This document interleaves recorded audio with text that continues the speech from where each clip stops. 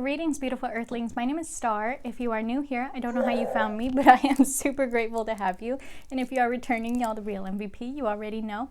I apologize if you guys hear any craziness. My baby child is in here, so I'm going to try to make this one quick. I have just kind of been seeing this all over tarot groups lately, and I keep answering the same thing over and over and over, so I thought I would give this tip to you guys just in case anybody else needs it. So if you guys are connecting with either a brand new tarot deck or an old tarot deck that you just kind of never vibed with and you're wondering why, or you're feeling like it's giving you kind of a bad energy, like it's snippy or something, I implore you to try this method before you give up on the tarot deck entirely and give it away. And before any of you guys start in the comments and tell me that I also gave a tarot deck away, please understand I did try these methods. I did try everything I possibly could to bond with that tarot deck, and it just was not clicking, it was not working. So I want you guys to understand that sometimes it just doesn't work, and that's completely okay. But I do feel like I have a slightly different relationship with tarot decks than most people that I know. I do kind of treat them as their own entity, their own thing. So I do kind of go about the way that I bond with them a little bit differently than a lot of people will tell you. So I know I've made a video about all of those ways you can bond with your tarot deck, and there are times where those don't work. There are also times when you stress your tarot deck out by trying to overbond with it the second that you get it. So I have noticed that this happens often, especially because I already have a lot of tarot decks. I also have a very spiritually active space. So a lot of times I will bring a new tarot deck into the situation, and if I don't immediately bond with it, I can usually sense that it is kind of overwhelmed. So this is something that I have been doing with all of my tarot decks now when I get them, as opposed to waiting for them to get overwhelmed before I do it. But what I like to do is take the tarot deck. So again, this can be new, could be old. It's completely fine with whichever tarot deck. So as you guys see in the thumbnail, I do have my Starman Tarot here because this is one that I immediately bonded with, and then kind of I felt overwhelmed by her energy, so I didn't really use her too much, especially because it's such a hard to shuffle deck.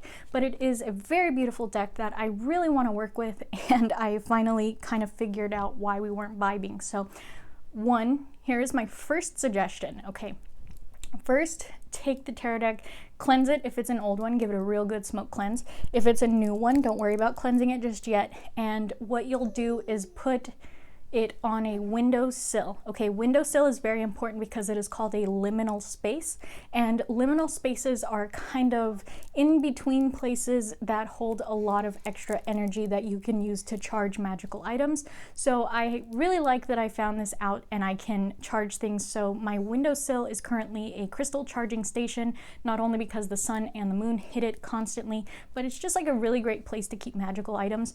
So what I do with tarot decks now when I first get them is I will put them on a bag. So you guys know each of my tarot decks have their own bag. So that's what I will do, is give them their bag, and before I put them in it, I will put them on it in the windowsill, put a stick of selenite on it, and leave that tarot deck alone for days, maybe even like a week or two if I feel it needs it. So this is usually what I will do pretty much immediately. Like, I'll take it out of the box and I'll kind of say hello, and I'll look through it once so that it gets a good little feel of my energy, and I try my best to like veil my my thoughts, that way I'm not like attacking it with my energy. And I'll just do a quick look through, because you know that's what you do when you get a tarot deck, you want to look at it, right? So this is what I do to keep myself from going crazy and trying to like bond with it and suffocate it with my energy and do readings and do an interview and do all these things with it. At first I will look through it just once and, you know, say my thanks for, you know, it coming to me and it finding its way to me and things like that, and then put it on its tarot bag in the windowsill, put a stick of selenite on it, leave it to charge, leave it for days if need be, leave it for weeks if need be. Just make sure, you know, if it's a direct, like, what is that, east facing, south facing window where you get tons of sun, just check on it, make sure it's not like fading immediately from the sun or things like that. But I find that this allows the tarot deck to quietly observe you and your energy and the things that are going on around you and your house, and still have its own place, bless you, still have its own place to charge and rest and relax and acclimate and things like that.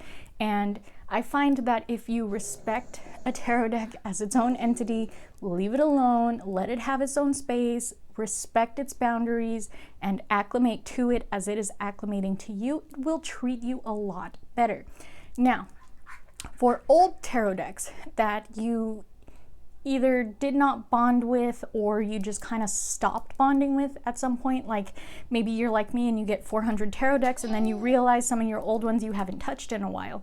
What you can do, same method, you know, put it on a windowsill on a bag with a stick of selenite, leave it to charge. But what I find with older tarot decks is if you go back through them,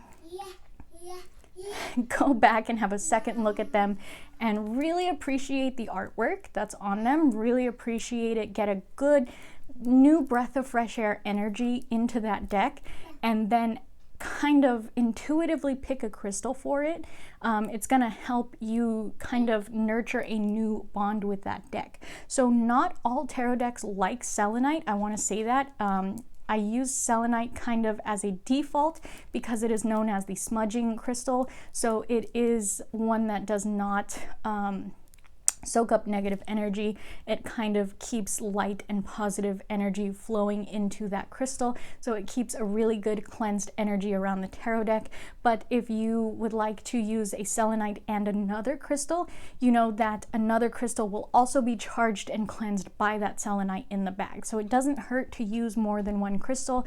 This is an idea I am exploring in a future project, but for those of you guys who either don't have tons of selenite on hand like I do, or you don't like selenite for whatever reason, intuitively pick a crystal for that deck. So how I do this, I know this is super weird and not all of you are going to vibe with it, but I do meditate with my decks. So I do spend good time with these decks. Like I'm saying, this is an old one. Clearly, you don't do this in the beginning with a brand new tarot deck. I know that could also be a very unpopular opinion because some people like to do readings with their deck right out of the box. I don't do that because I have a lot of energy going into that deck with all of my guides and everything that I'm working with. So that's why I kind of have found that if I let them acclimate to me and my space, we work better together. But for old decks, like Miss Kiani here, she's one of my very first decks. So I found a crystal that she likes, that works with her, that works with her energy, that works well with her energy. So it is a black kyanite. So as you guys know, kyanite is also a crystal that does not absorb negativity. So the Cosmic Slumber Tarot has a piece of blue kyanite. Miss Kiani here has gotten my black kyanite. So this keeps her charged and cleansed and also has kind of been feeding her energy. And I feel like it fits really well with like the imagery and the feel and the energy of this deck. I have been connecting with this deck a lot lately. And if you guys are not following me on TikTok, that's one of the first things you're gonna see on there before I actually start doing things with it, is I wanted to show you guys that this deck is stunning under black light. I was gonna say black lights. Yeah. It's stunning under black lights, and it's just a different way to look at tarot decks. So like I said, getting a second look at those old tarot decks, finding a new way to appreciate them is really going to help foster that brand new connection with them and help strengthen it a little bit. So I really hope that helps some of you guys that have been struggling to bond with your decks. I know that we do a lot of things with like sleeping with it under our pillows, shuffling it while we're watching TV, constantly handling it and asking it questions and interviewing it and doing all these things and bombarding them with our energy. So I find that it helps if you just kind of let them chill sometimes, let them be their own person, let them, you know, acclimate and charge and cleanse them and treat them with respect and like plants, tell them they're beautiful. So I think that it will help some of you guys out there that have been having trouble with some decks, new or old. And I think that it will help some of you guys, maybe in the future you might come across this issue. And this is just something from, you know, my personal standpoint that I have found that has helped with my tarot decks, new and old. So I'm curious to know if you guys have any other methods you have found that really help with your tarot decks.